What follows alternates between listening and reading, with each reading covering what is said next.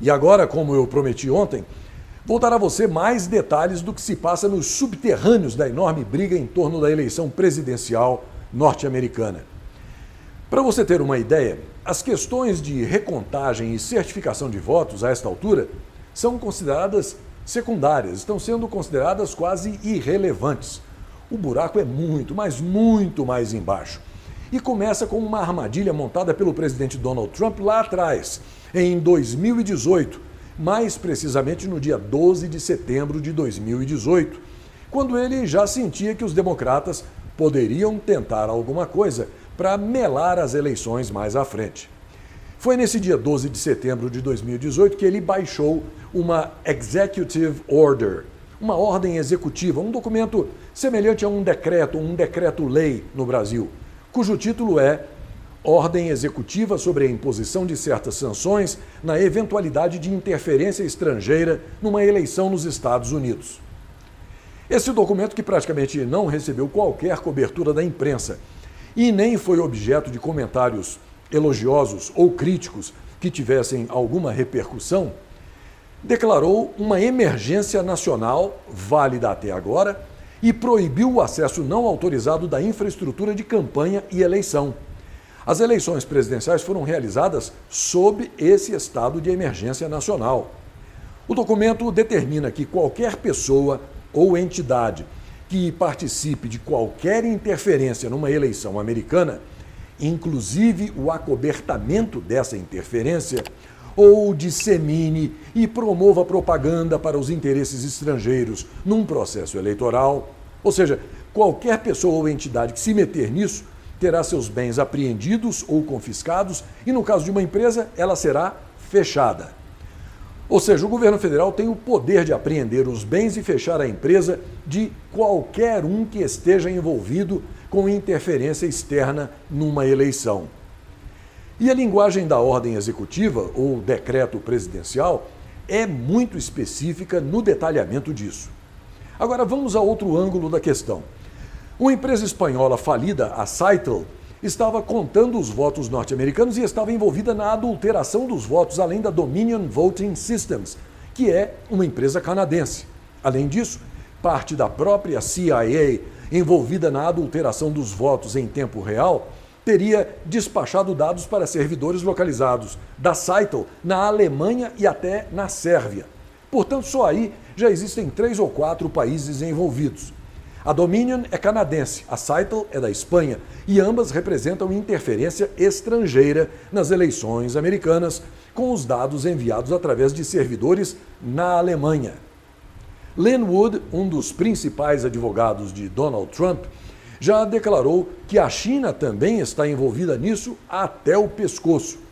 Uma respeitada jornalista da Fox Business disse que há pessoal graúdo da Venezuela envolvido na empresa também. Este quadro nos remete ao decreto presidencial de Donald Trump, publicado em setembro de 2018, sobre a interferência estrangeira numa eleição americana. Todo o sistema de votação da Dominion, que foi usado na Pensilvânia, em Michigan, Wisconsin, Geórgia e em diversos outros estados, faz parte da interferência externa de que fala o decreto presidencial. Agora, um breve momento, você sabia? As eleições no Canadá não utilizam a Dominion Voting Systems. São usadas cédulas de papel contadas manualmente na frente de escrutinadores.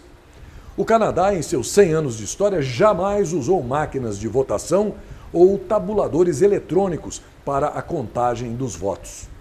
Bom, mas voltando ao assunto. Nesse momento, o grupo de Trump está reunindo provas irrefutáveis de conluio criminoso para a realização de interferência externa na eleição. Isso significa que todas as pessoas envolvidas na fraude, inclusive políticos de destaque, e todas as organizações jornalísticas envolvidas no acobertamento e na disseminação de propaganda, isto é, The New York Times, CNN, MSNBC, podem ter seus bens apreendidos e serem fechadas, sem falar no Twitter, no Google, no Facebook. Todos podem ser fechados e ter seus bens apreendidos de acordo com este decreto presidencial. Uma vez reunidas todas as provas, Donald Trump poderá até declarar a tentativa de uma insurreição ilegal contra os Estados Unidos e declarar a eleição completamente nula e inválida. Por isso, quando alguém diz que Donald Trump tem todas as cartas na mão, esse alguém não faz a menor ideia do tamanho da encrenca. Trump preparou essa armadilha com 2 anos de antecedência, porque ele sabia que os democratas iriam se envolver com fraude nas eleições, o que, aliás, é uma tendência histórica, como eu já comentei aqui com você anteriormente.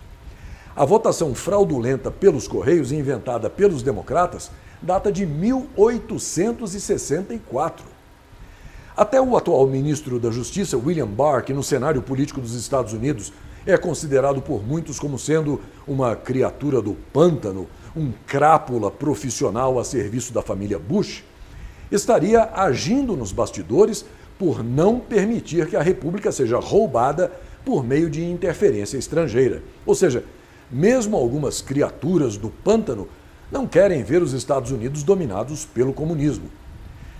A partir dessa ordem executiva ou decreto do presidente Trump, e mais todas as provas coletadas por Jay Sekulow, Sidney Powell, Rudy Giuliani, Lin Wood, além de centenas de outros advogados, o que se espera ver em breve é um contra-ataque maciço a essa avalanche de fraudes, não apenas expondo a fraude, expondo o Comitê Nacional dos Democratas e sua máquina de adulteração de votos, bem como suas ligações com entidades estrangeiras como a China comunista, mas, no fim das contas, é ver essa turma toda ser presa e todos os bens dessa gente serem confiscados. Dentro dessa ótica, pode-se esperar até, por exemplo, o fim do jornal The New York Times, o fim do Twitter, por causa desse ataque frontal à infraestrutura política dos Estados Unidos.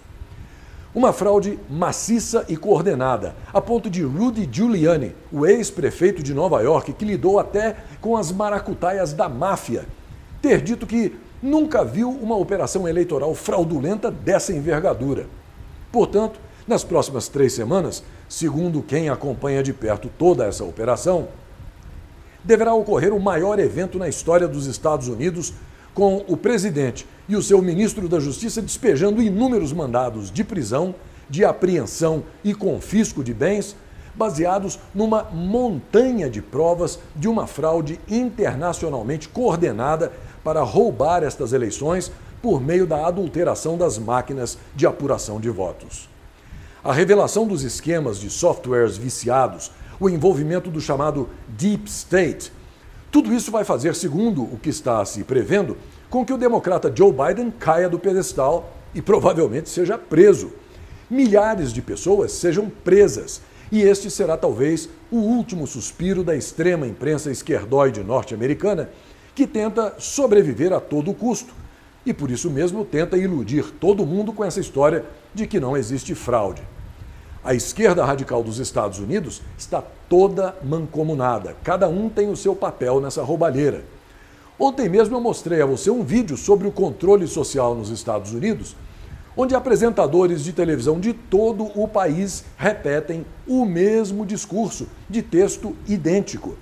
O problema é que essa turma foi apanhada com a boca na botija. As provas estão todas aí, como os registros das operações eleitorais, como os votos passaram de Trump para Biden, como milhões de votos foram apagados do sistema.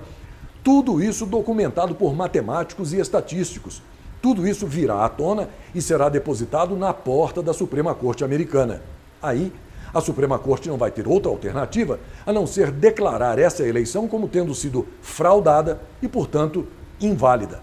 E, de acordo com os dispositivos legais existentes, Trump vence. A expectativa é de que, na consequência disso tudo, o Comitê Nacional Democrata vá implodir. Muita gente vai ser presa e vai para a cadeia.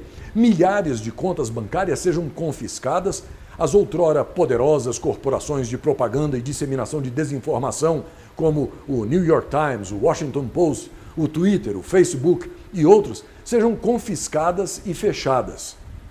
Portanto, para resumir uma longa história, não se deve continuar sendo iludido pela extrema imprensa de que Biden venceu a eleição e de que não houve fraude. Como você pode ver, o enredo dessa novela envolve muita coisa além do mero ato de depositar o voto na urna. muita água ainda vai rolar por debaixo das pontes do rio Potomac.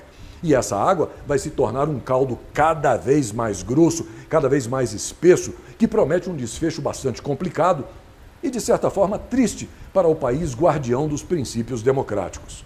Agora, é aguardar para ver o que acontece.